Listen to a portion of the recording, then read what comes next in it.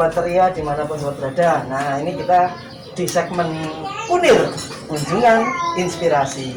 Nah kali ini kita bersama Bu Diah Arfianti dari Diah Cookies, salah satu UMKM pembuat cookies yang paling, ya bukan paling, salah satu yang tersohor di Surabaya. Assalamualaikum. Waalaikumsalam. Gimana Bu kabarnya Bu? Alhamdulillah baik. Ya. Dulu setahu saya Bu Diah itu tempatnya di sini, tempat yang kita syuting sekarang ini. Nah nanti sobat inspirasi lihat kan kita sudah membikinkan footage untuk yang rumah produksi. Ini seperti ini.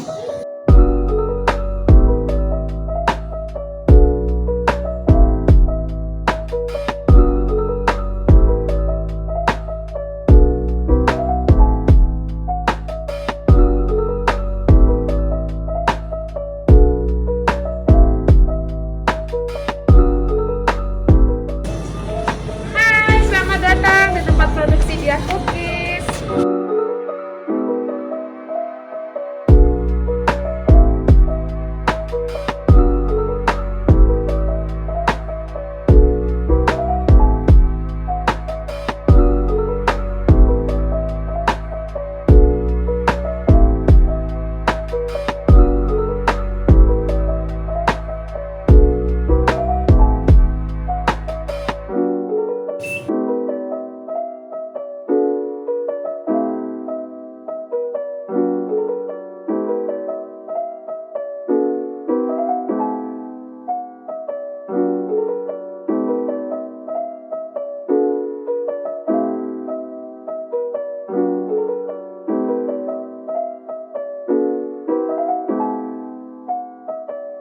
Ceritanya gimana Bu? Setahu saya waktu itu Bu Diah masih di sini.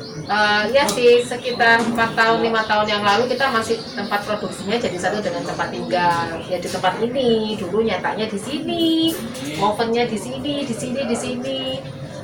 Terus mbak-mbaknya yang nyetak itu di rumah samping situ masih jadi satu lah dengan tempat tinggal, baik workshopnya, tempat nyetaknya, juga tempat ovennya itu masih jadi satu semua di sini. Alhamdulillah setelah sekitar 4 tahun 5 tahun yang lalu kita udah punya rumah produksi dan akhirnya fokus produksinya di tempat itu. Bu, dulu waktu di sini tuh kapasitas produksi maksimal berapa toples? Kapasitas produksi kalau menjelang peak season itu ya sekitar sama ya kayaknya ya 150 sampai 200 toples per harinya. Sekarang kalau yang di rumah produksi? Kalau yang di rumah produksi itu minim 200 toples per harinya. Jadi kita bisa menghasilkan sampai 300 toples per hari. Tergantung kue apa yang kita bikin. Luar biasa. Jadi kalau mungkin tadi sobat sudah lihat ya, fokusnya itu memang beda sih. Jadi saya kenal dari Bu Diah pun juga waktu itu masih di rumah ini. Sekarang ternyata sudah sekian tahun, wah sudah jadi rumah produksinya besar. Isinya orang, ya bener-bener rumah produksi, isinya cuma untuk orang bikin kue sembarang kalir gitu. Ya, Nah, Bu Diah, ini ada yang terbaru nggak ini? Nggak ada sih, Ada ya? sama semuanya seperti yang sebelumnya. Sama. Soalnya persiapan ini ya, mau peak season ini. Ya, semoga dilancarkan ya, mohon doanya. Amin. Ngomong-ngomong Bu, ini kita mau ngomong peak season, sudah berapa ribu toples atau berapa ratus ribu toples? Berapa ya, target kita kan insya Allah 20.000 toples untuk tahun ini, untuk mengganti tahun yang lalu karena pandemi ada ya. COVID yang baru pertama kali itu kan, akhirnya kita sempat berhenti produksi. Insya Allah kita ganti dengan tahun ini, jadi target kita 20.000. Insya Allah moga-moga dilancarkan semuanya. Nah, karena kita sudah mengeluarkan beberapa program untuk reseller, kue kita juga udah laku, udah dijalankan oleh reseller tuh udah ribuan juga sih. Alhamdulillah. Berarti sekarang total yang di rumah produksi berapa pegawai? Kalau yang di rumah produksi itu ada 15 orang, 16 dengan anak saya. Kalau yang di sini dulu berapa? Kalau di sini ada 5 dengan anak saya 1. Sama Bu Diahnya. 6 berarti sama. 6 Bu Diah. Luar biasa. Nah ini Bu, namanya kita berusaha itu pasti tidak bisa lepas dari yang namanya misterius shopper. Yang istilahnya orang yang ujuk-ujuk datang beli, ternyata dia survei mempelajari. Nah itu bagaimana Bu Diah untuk mengatasi hal itu? Saya kan nggak bisa tahu juga ya orang datang ke tempat ini, ke tempat saya itu tujuannya apa, kan saya juga nggak ngerti. Kalaupun seandainya ada tujuan yang lain ya itu ya terserah mereka aja sih. Kalau mau menanyakan sesuatu yang saya bisa sampaikan ya akan saya jawab, tapi kalau memang pertanyaannya tidak bisa saya jawab ya saya tinggal tidak menjawab, itu aja segampang itu. Gitu sih. Kadang pernah nggak Bu pas ketemu gitu sampai lihat-lihat gitu istilahnya ada apa ya, firasat atau apa itu survei orang ini, nah itu Enggak sih, nggak pernah mikir gitu saya. Saya anggap mereka semua datang ke sini itu adalah pelanggan dan saya melayaninya dengan baik. nah, terus sekarang karena kayak yang mereka sudah beli terus kemudian ngomongin Ya nggak apa-apa, hal-hal kayak gitu tuh kan akan selalu menjadi bagian dari perjalanan, ya kan.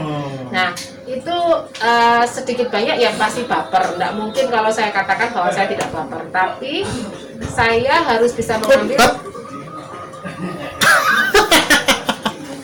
modar. itu panas itu biasanya orang yang mengantisipasi atau istilahnya bagaimana cara kita menghadapi orang yang survei usaha kita. 3, 2, action. Ya, kan ini namanya usaha nih. Pasti kan ada orang sih, ya sih survei, kepo pengen tahu. Nah, itu dia mengatasinya itu bisa gini ya. Kadang itu kita mungkin nggak suka dibanding-bandingin sama orang. Kadang gitu ya. Kadang orang terus ngomong, terus istilahnya kita sudah dekat, kita sudah ngomong nih kan namanya calon pelanggan ini kita kasih tahu. Terus nanti setelah itu dia ngomong, aku suka pernah coba yang ini enak. Nah, kan kadang kita juga ada sedikit mangkel gitu loh Bu. Nah itu gimana Bu? ya gimana ya?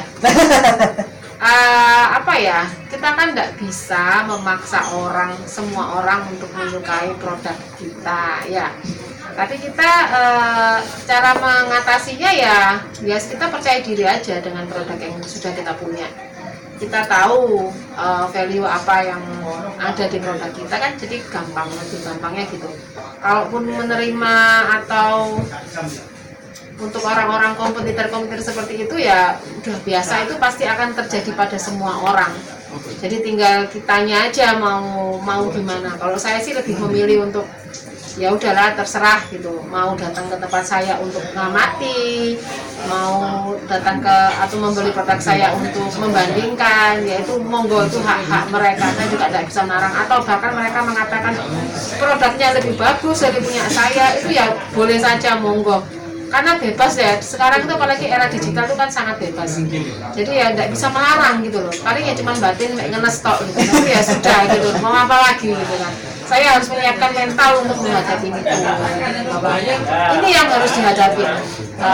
Kenyataannya ya Bu ya. Ya betul. Nah kadang kan, balik lagi Bu Diah menyebutkan mental. Kadang tidak semua pengusaha punya mental seperti itu. Dia sudah mempersiapkan mental yang sekuat itu. Ya, Bu Diah mungkin bisa sharing-sharing gimana sih kalau kita ini supaya lebih siap gitulah menghadapi kompetitor, menghadapi pasar, supaya kita juga nggak gampang down, nggak gampang emosian gitu. Ya sih, kalau dikatakan siap 100% itu kayaknya enggak ya, belum lah. Kalau mengatakan bahwa saya sudah siap untuk menghadapi itu 100% itu tidak terjadi hal-hal semacam itu. Pasti kita akan mengalami mengalami kok gitu ya, kok sampai seperti itu.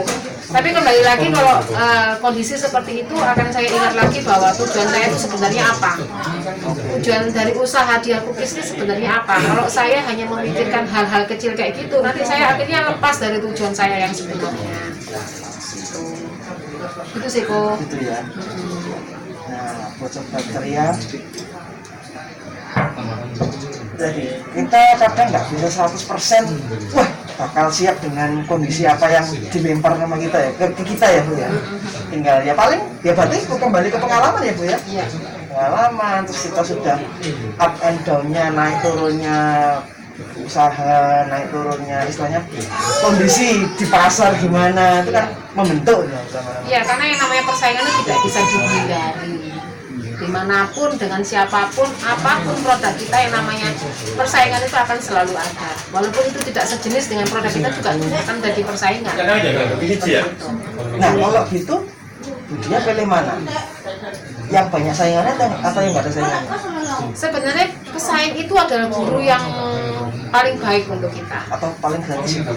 Iya, bisa dikatakan begitu. Karena apa? Dengan adanya pesaing, kita itu bisa mawas diri, kita itu bisa belajar, kita bisa introspeksi. Itu sih. Kalau kita mau menerimanya itu seperti itu.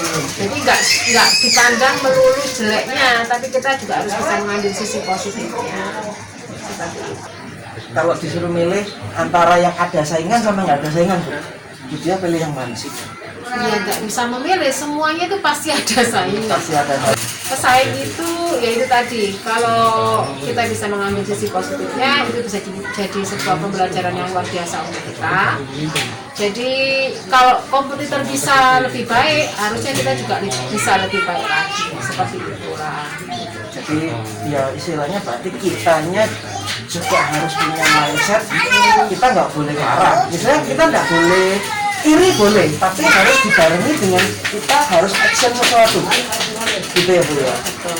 Manusia bilang Mas, apapun itu tentang iri, tentang apa itu semua orang miliki, gitu loh, manusiawi. Setiap manusia memiliki hal-hal perasaan semacam itu udah biasa lah. Tinggal kita itu nyikapinya mau diapain gitu, mau diambil hati atau mau dibiarkan atau mau menjadi cambuk diri, itu tinggal kita milihnya mau yang apa. Dengarkan tuh ya, karena memang jujur ya banyak istilahnya yang baper-baper itu banyak bis. Kalau saya mau milih bodo amat gitu ya Bu ya. Ya. Paling tidak kita punya prinsip ya, saya ingin menjalankan usaha seperti ini, saya punya produk seperti ini, value yang saya pegang seperti ini. Kalau nggak cocok ya mohon maaf gitu loh. Iya. Tapi boleh nggak Bu punya prinsip seperti itu, boleh nggak? Boleh aja, orang kan bebas tau Bu.